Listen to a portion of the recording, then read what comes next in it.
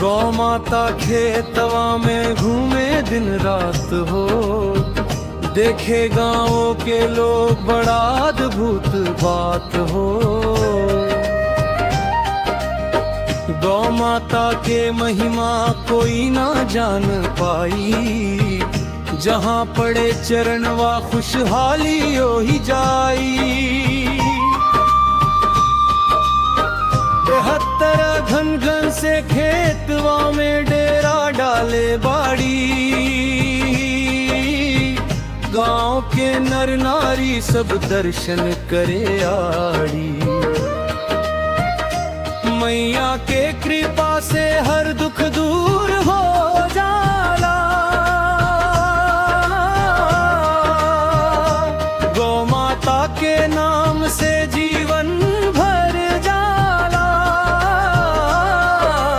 अंतराले धरती के आशीष हई, गंगा के सम्मान गौ माता के सेवा में बसल भगवान। जीवन से पूजी इनका फल पावेला पार, घर आंगन में बरसेला सुख के फुहार। कोरस जय जय गौ माता, जय जय गौ माता, तोहरे चरणन में बा सबके नाता। जय जय गौ माता, जय जय गौ माता, रखिया सब पर अपनी कृपा बरसाता। गौ माता खेतवा में घूमे दिन रात हो, देखे गांव के लोग बड़ा अद्भुत बात हो। गौ माता के महिमा कोई ना जान पाई, जहाँ पड़े चरणवा खुशहाली हो ही जाई।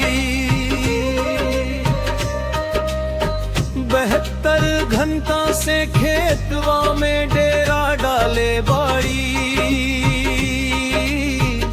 गांव के नर नारी सब दर्शन करे आई।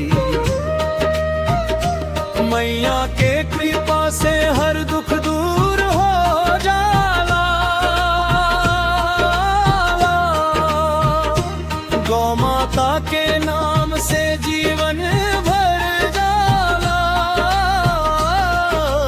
अंतराले धरती के आशीष हई, गंगा के सम्मान गौ माता के सेवा में बसल भगवान।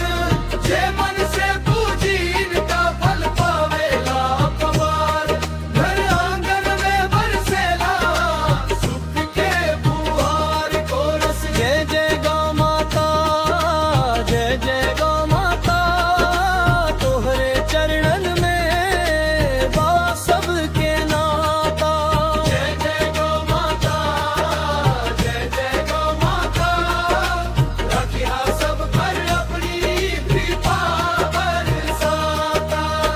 गौ माता खेतवा में घूमे दिन रात हो, देखे गाँव के लोग बड़ा अद्भुत बात हो। गौ माता के महिमा कोई ना जान पाई, जहाँ पड़े चरणवा खुशहाली हो ही जाई। 72 गंगा से खेतवा में डेरा डाले बाड़ी, गांव के नर नारी सब दर्शन करे